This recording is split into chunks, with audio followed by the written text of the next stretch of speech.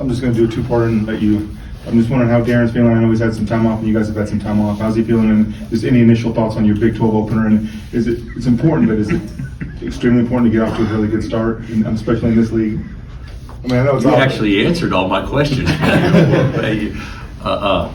It's important to get off to a good start. I think we got off to a good start like 30 straight years in the league, and then last year we didn't. I think last year broke that streak. So.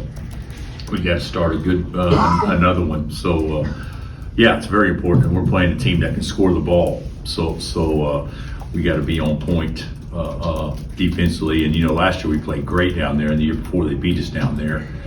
And then last year they also missed a shot to beat us here. So we know that past history shows that these guys can play with us, and we'll be excited to play. And I certainly believe we will be as well.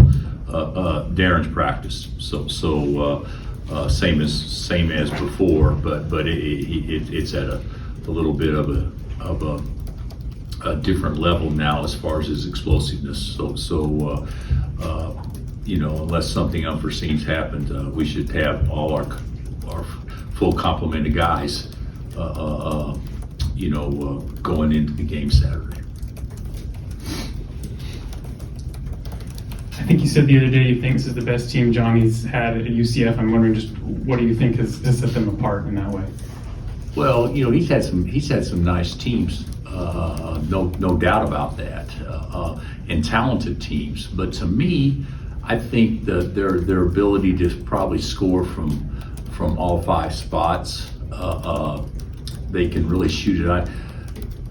They played a game this year. I'm trying to think. I've watched them all, but I believe that it was against Florida Gulf Coast, in which when they made 19 threes or whatever, 18 threes, whatever it was. And so you know that they can shoot the ball, and it seems like to me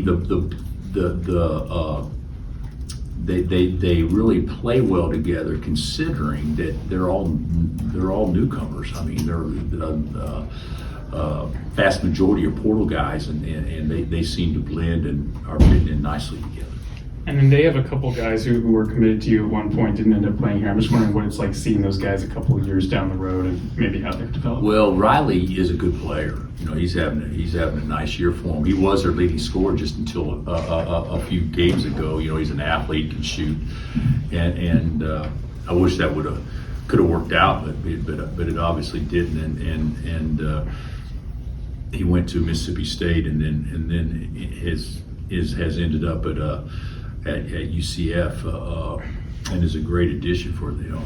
And Chris Johnson, who committed to us early and then went to Texas, got out of the commitment to go to Texas, has ended up there, and so they're both finishing. I would assume, I don't know the exact details, but I assume both are in their last year. Maybe Chris has one more. Yeah. I think Riley, this is his last year. So I want them both to do well, just not at our expense. Defensively, a lot of your numbers are really solid, but the one area you've struggled is forcing turnovers. Is that a stylistic thing with the way you guys are playing defensively, or what do you feel like has led to that? No, you would think if you're switching a lot, you should put yourself in this position to switch to take something away. So no, I don't think it's stylistically at all. I actually thought we were much more active last game. Michael, there's a lot of ways you can look at it. There's so many ways to skin a cat, so to speak. And what is your ultimate goal, offensively or defensively? And I would say defensively, give up one or less average to poor shots each possession. Don't give up easy baskets. Try to take away the arc as much as possible. Defensive rebound percentage. There's a lot of things that go into that. And you know what? The elite teams are really good at a lot of those things. But you can still be a very good defensive team and not be great at everything. For instance, Arkansas, when 40 Minutes of Hell was here, look up their steal percentage compared to their defensive rebounding percentage. I'm not saying it wasn't great, but whenever you're putting two people on the ball, it forces rotation rebounding, so that way it's maybe not as good a defensive rebounding situation, but the good that it provides offsets the negative. And so you can look at us and say, well, we haven't done that. I actually agree 100%. We got to have more activity. We got to get better at doing things like that can lead to easy offense. But at the end of the day, if you rebound the ball, and our first shot defense has probably been as good as it's been in a long time, and we played a really good schedule. So I think sometimes you don't do something well, but if you still get stops, is still the bottom line. And the thing about it is with the steals and everything, which we need to improve. I think we're only averaging about 5 a game. Is that about right? Maybe 6. I don't know exactly what it is, but that number needs to be into that 8 to 11 range, and hopefully we can do that once we start conference play. And then on that note, on the other side, in the paint, Flory and Bryson have done a good job of protecting it. Did you expect those two to work so well together and protecting the paint and protecting the rim? Yes. Bryson has impressed me because he's never guarded on the perimeter, and he's actually getting better at it. He's not where he needs to be yet.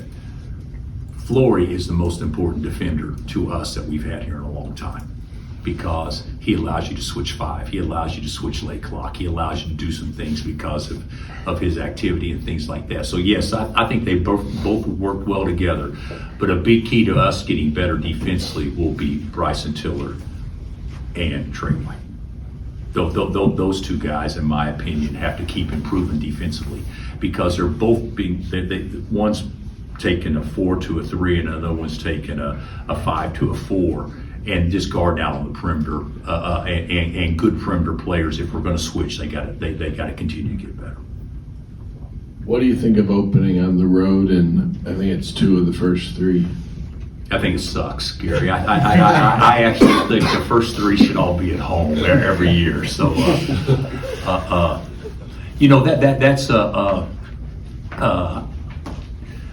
the thing about it is, if you go back over time.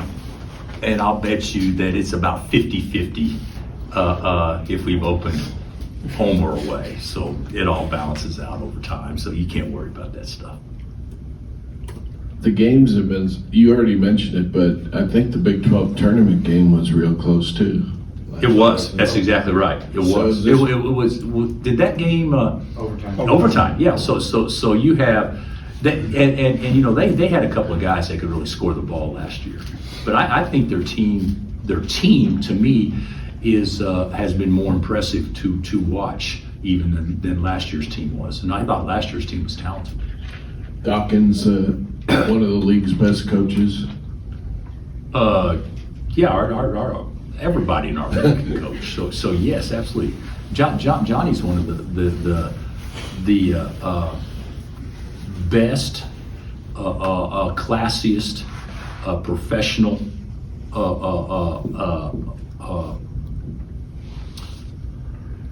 competent guys in our profession, period. So I think he's a really good coach, and he's probably a better guy than he is coach. And he was probably a better damn player than he was anything, because he's a National Player of the Year. Yeah, I think he's really good for our sport.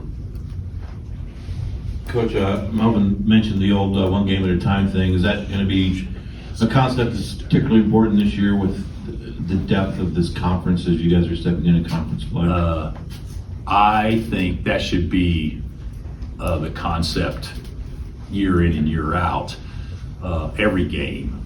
But the thing about it is, if I'm understanding Melvin correctly, not looking ahead and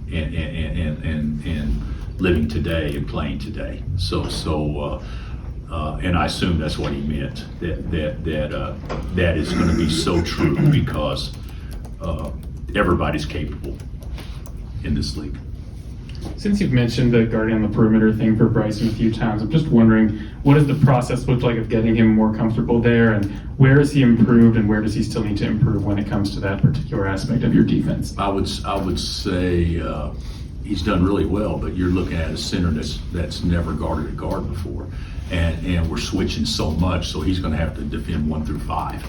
And defending 1 through 5, the ball goes to the post. Your natural reaction is to dive down on the post. Where if you're guarding the best shooter, now that's not the smart play. So just getting used to it. I think Henry, as much as anything, is just repetition. Just and he's gotten so much better fast. But I think that's a big deal for us moving forward. He and Trey, getting good at that. And Flory's the same way. I mean, Flory switched on to their best shooter, and the ball goes inside. His natural reaction is to go help, and sometimes when you do that, now you give their best offensive weapon a look. So that just things like that.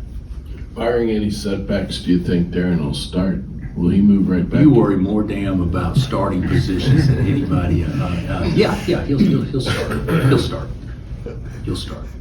And have things been smooth at practice? You know how he hasn't played in a lot of the games, so you would think you've got all these different combinations and stuff. Yeah, but we practiced, especially recently with him and the starters together. So guys, it's not going to be like we've been a well-oiled machine for 2 months. I mean, but there's no excuses either. I mean, he's been out there with the guys, and we're going to.